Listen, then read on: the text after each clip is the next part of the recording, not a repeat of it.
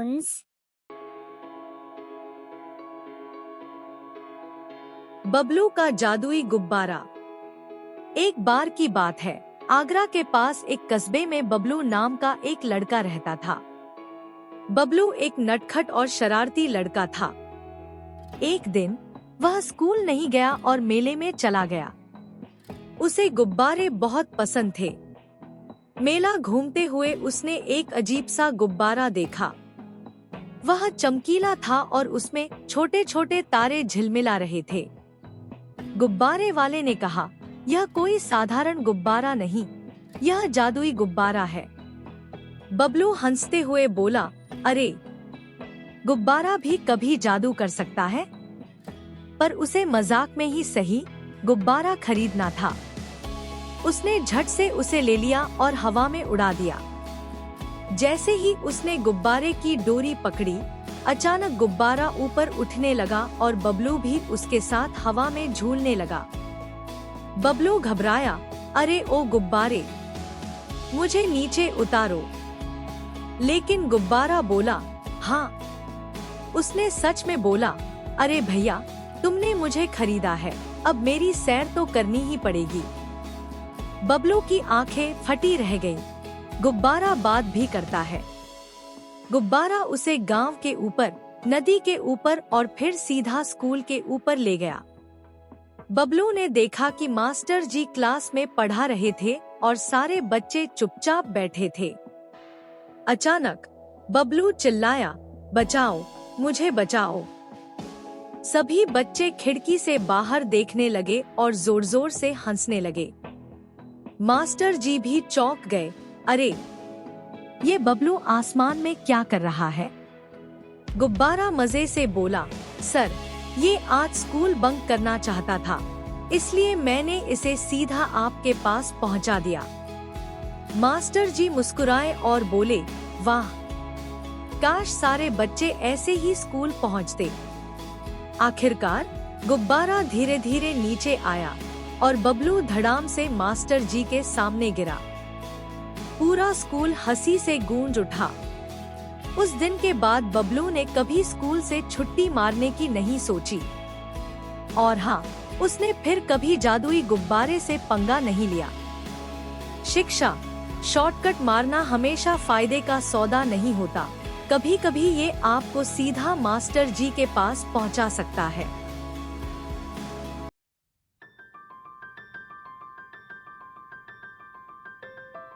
चिंकी और जादुई आम का पेड़। छोटे से गांव सुनहरीपुर में एक प्यारी सी लड़की रहती थी जिसका नाम चिंकी था। वह बहुत चंचल और हंसमुख थी, लेकिन उसे सब्र रखना बिल्कुल नहीं आता था। अगर उसे कुछ चाहिए होता तो वह तुरंत ही उसे पाने की जिद करने लगती। चिंकी के घर के पास एक बहुत पुराना आम का पेड़ था। गांव के सभी बच्चे वहां खेलते और गर्मी के दिनों में आम तोड़कर खाते। लेकिन वह पेड़ बहुत खास था, क्योंकि दादी माँ कहती थी कि यह जादुई पेड़ है। एक दिन जब चिंकी उस पेड़ के नीचे खेल रही थी, उसने देखा कि उसकी एक टहनी पर एक सुनहरा आम लटक रहा है। वह आम किसी भी आम की तरह नहीं था, वह हल्का चमक रहा था। चिंकी की आंखें खुशी से चमक उठीं। वाह, यह आम तो सबसे अलग और सुंदर है। मुझे इसे तुरंत तोड़ लेना चाहिए, उसने कहा और झट से कूदकर उसे तोड़ने की कोशिश करने लगी। लेकिन वह आम बहुत ऊंचाई पर था।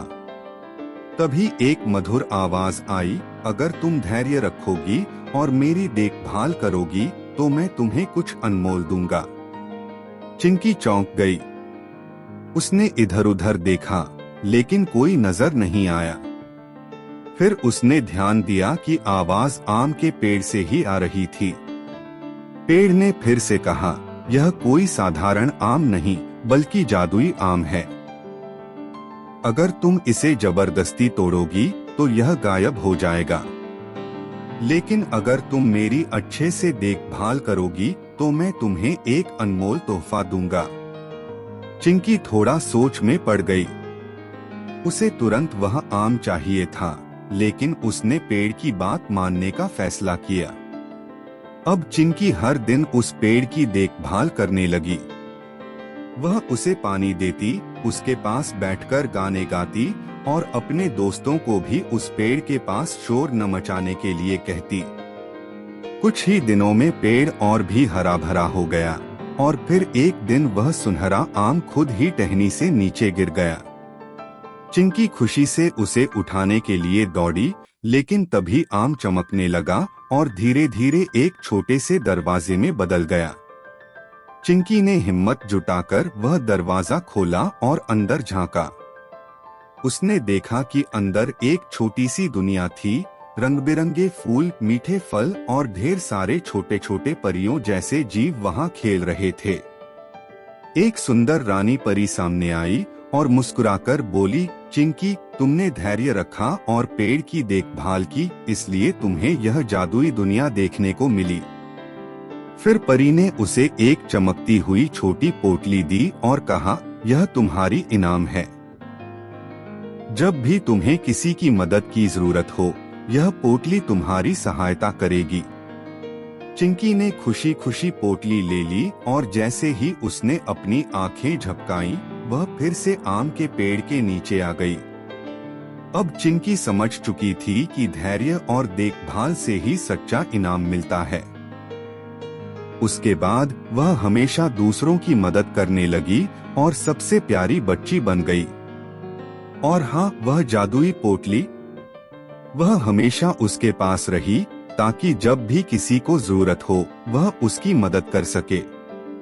सीख, धैर्य और देखभाल से ही असली इनाम मिलता है।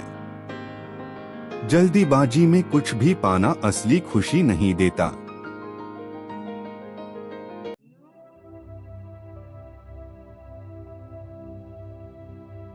गधा और धोबी। बहुत समय पहले की बात है।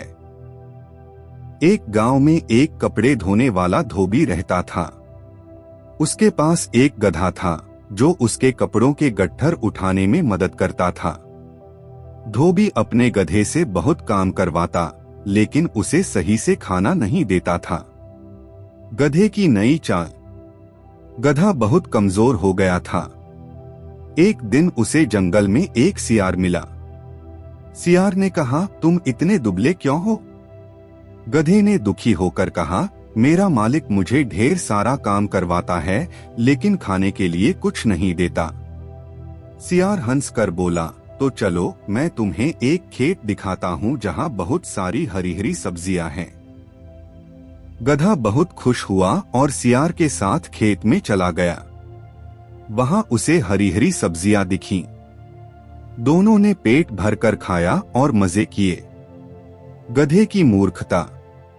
खाना खाने के बाद गधा बहुत खुश हुआ और बोला, मेरा मन कर रहा है कि मैं जोर से गाना गाऊं। सियार डरकर बोला, अरे मूर्ख, अगर तुम गाना गाओगे तो खेत का मालिक जाग जाएगा और हमें पकड़ लेगा। लेकिन गधे को सियार की बात समझ नहीं आई। उसने कहा, संगीत आत्मा का भोजन है, मैं तो गाना जरूर गाऊंगा। सियार समझ गया कि यह गधा बहुत मूर्ख है।